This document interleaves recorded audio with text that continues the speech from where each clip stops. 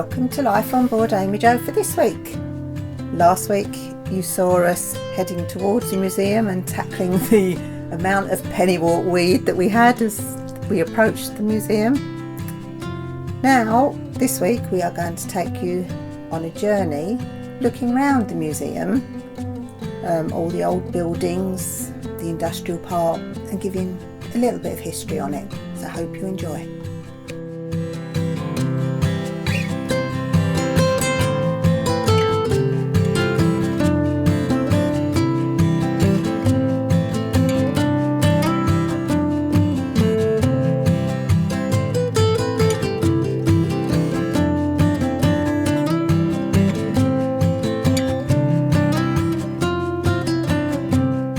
Arrived 15 minutes early, but never mind, we've managed to get the mooring where the trip boat normally moors, although it doesn't appear to be running, so I think we'll be okay here for a bit. Just go and find a CNRT guy and ask what's happening. Unfortunately we couldn't descend the lock because of the sheer amount of pennywort that was blocking the top gates.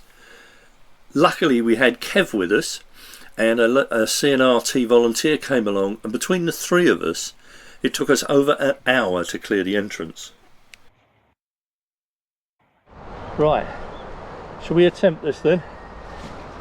Finally, with the lock entrance clear, we managed to make our way in. Not without getting some of the pennywort weed around our prop. You know where we're mooring? Yeah, Oh, right. very first pontoon. This is... You have to say a very big thank you to Kev Doyle. If it wasn't for him, we would still be struggling with the pennywort at the top of the lock. Kev was really good for us, and he's helped us down through the locks into the basin. So Kev, we are really grateful for your help that day. Thank you.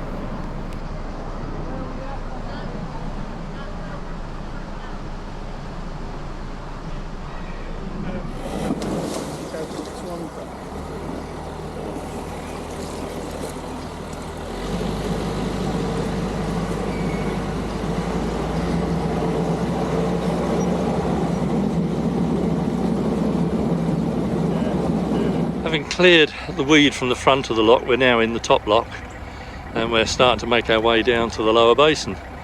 But as you can see, we have loads of gongoozlers watching, so that'll be interesting. So here we go. Halfway open this one. Fully open it.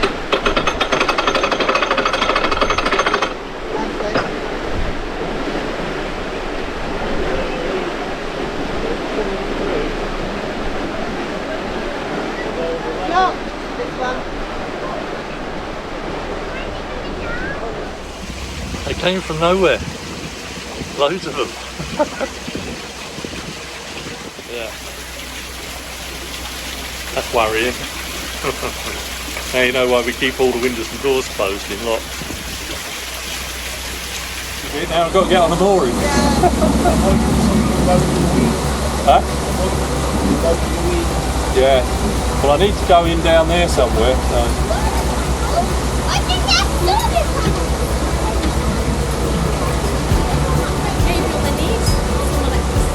Oh, the wind's blowing in the right direction for us anyway. Yeah.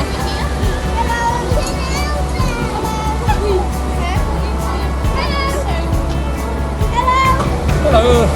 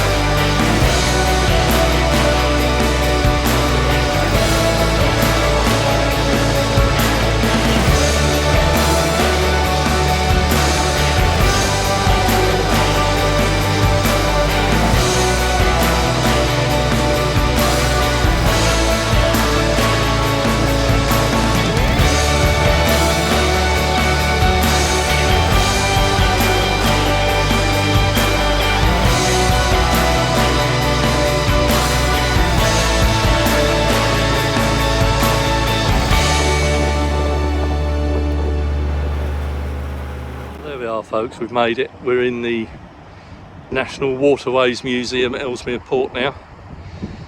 Just the other side of those buildings in front of AmyJo is the ship canal. We'll go and have a look at that later. And up there is where we've just come down from, is the rest of the museum, which we'll have a look at later. And it's interesting now,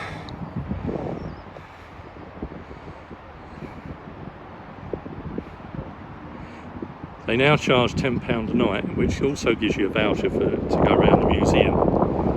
But whether they will incur that £150 charge per day remains to be seen. There you go. Well, true to form, we've moored up and the sun's coming out. It's actually quite lovely now. But that's AmyJo for the next couple of days down there. But even the pennywort's finding its way down here. There's supposed to be 2 moorings on our bit of the pontoon, and fair enough, you can just about get 2 boats in. But I do feel for the couple on Black Pearl. Just look at that. They're actually underneath the bow of Cuddington, but they're fitted in, so hey ho. The fresh green weed that you can see is what Kev and I pulled out to get AmyJo down the lock. But we've only been here an hour and a half, and already the weed is back. It's filling the lock entrance up again.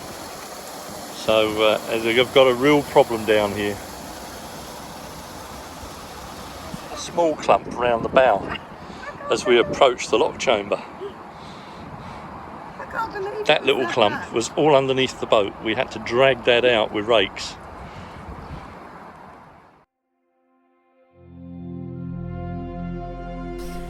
Designed by Thomas Telford, Ellesmere Port was the largest inland waterway dock complex in the UK, just across the River Mersey from Liverpool.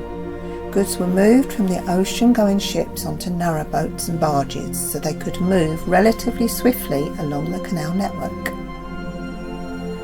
The docks were still working right up until the 1950s. Now a conservation area with 19 Grade 2 listed buildings, you can still walk around the locks, docks and warehouses, visit the forge, stable and workers' cottages.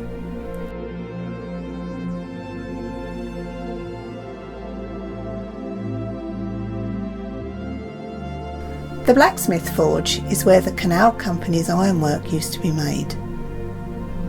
Walking the 7-acre site takes you through a dynamic landscape of Victorian listed buildings, docks, locks, stables, historic boats, cottages and canal basins. Ellesmere Port Docks played an important role in the northwest development into an industrial powerhouse. The island warehouse was built in 1871 as a store for grain.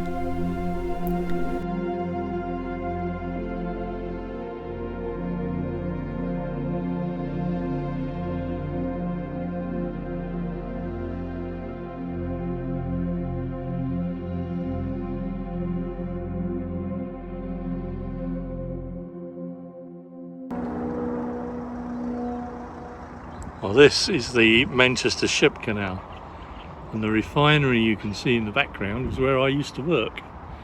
That's Stanlow Refinery. Used to be owned by Shell, is now owned by SR, which is an Indian company. If you carry on up that way, that goes up towards Eastham and out towards the estuary. That's where the ship canal I should say, I keep saying shipping, where the ship canal ends.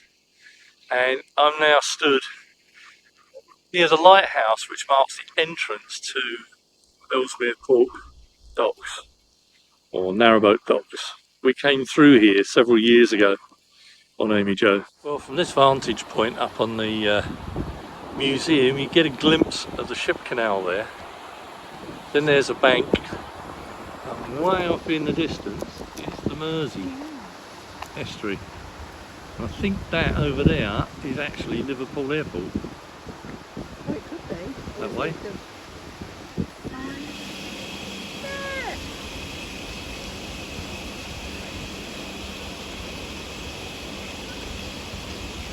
It's the first time I've actually seen a ship on the Manchester Ship Canal. That's come from Stanlow, that one. They are big. Ish. They don't create that much wash. Ah. It's going quite slow, I suppose. I was going to say, he's not going that fast. And this is the lock that drops you down from the Waterways Museum down onto the ship canal. But it's quite a faff trying to get this organised, because the locks are operated and owned by Canal and River Trust. So you have to get them to unlock the top gates so that you can come into the lock. Behind it is a swing bridge which is closed for residents of the houses around here, and you have to get the council to open that, and that only operates in between the hours of 9 AM and 5 PM Monday to Friday.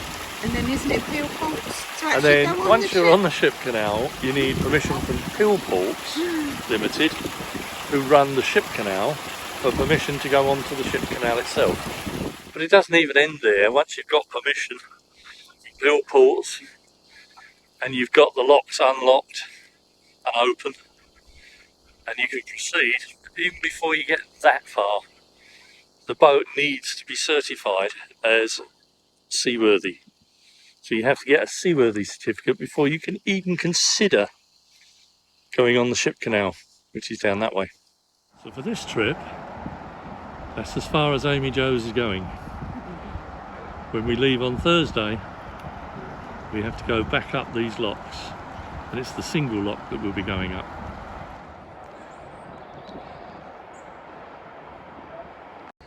So we're in the boatman's cottages, and this is one of them from the 1830s era.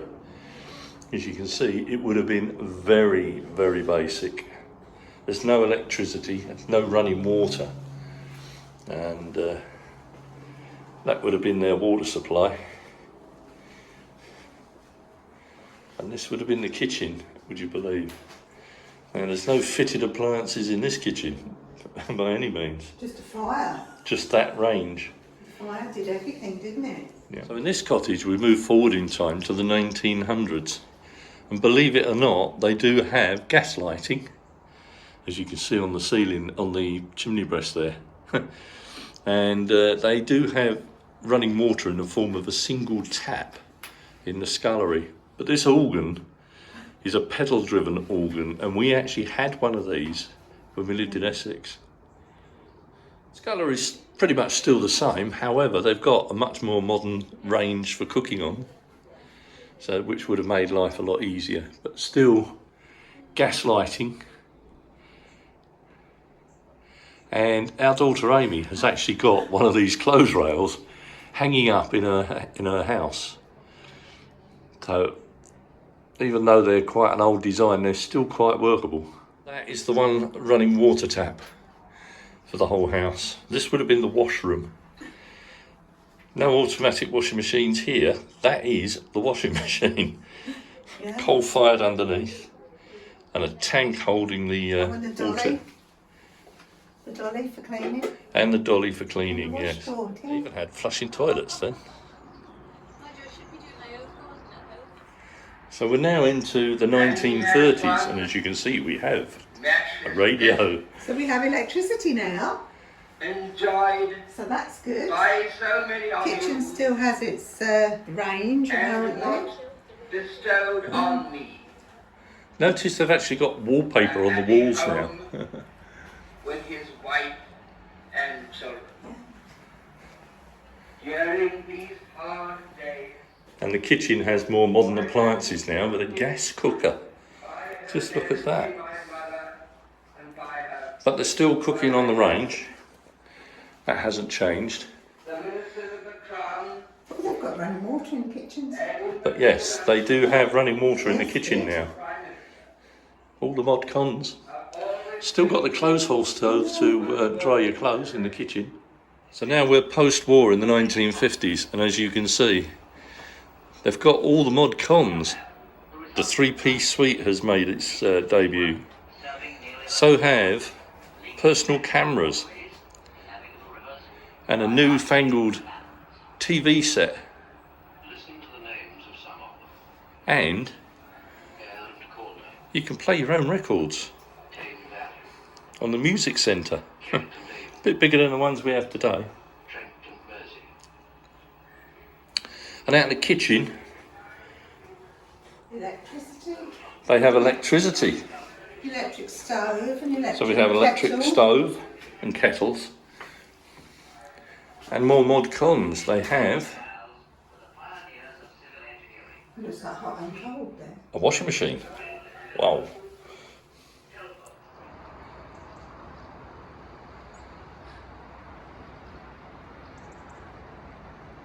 The pump house contains the mighty steam-driven pumping engines that once supplied the power for hydraulic cranes and capstans through the docks here at Ellesmere Port. Many of the original buildings still remain like these warehouses, originally with hydraulic cranes powered from the pump house, but sadly many are now gone, like this arched warehouse for storing grain. The arched warehouse was built by Thomas Telford in 1828. The resulting warehouse became the pinnacle of the multi-level warehouse design. Completed in 1835, the building had 4 stories built between the upper and lower canal basins. Cargoes were loaded and unloaded in the lower basin from seagoing boats which could sail under the 3 arches. Produce was then carted through the building and then out into the upper basin, into narrowboats and onto the canal. Sadly, in the 1970s a major fire broke out, burning several buildings down, including the arch building. And this was all that was left afterwards. AmyJo is now moored on the pontoons where it used to be. The 2 grassed areas either side of the large boat there are the footings that remain from the arched warehouse that used to contain the grain. This was the former toll house. Nowadays it houses touring and static exhibitions. This section of the docks is known as Raddle Wharf, and ships bringing iron ore up the estuary would dock here, and the iron ore would be unloaded into barges. It's quite a large area to allow larger boats to come into the docks. The Ellesmere Port Lighthouse, also known as Whitby Lighthouse, was built at Whitby Docks in 1880 and is now part of the Ellesmere Port Museum.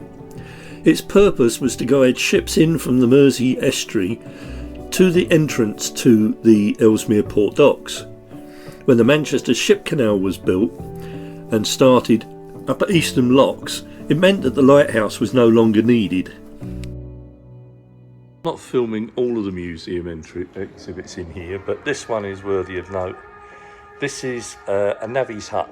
So the navvies were the guys who built the canals in the first place. And these would have been home to them. The conditions would have been absolutely appalling. I don't know if you can see inside there, but that's a hammock. Really poor conditions. There's their work tools. How this is coming out, but this is a familiar structure to us. This is the Anderton lift, but in its early day format. So it would have been steam powered, no rams at the bottom as you can see, but this explains the use of all the pulleys on the top and the counterweights would help to raise and lower the caissons. The caissons are still the same.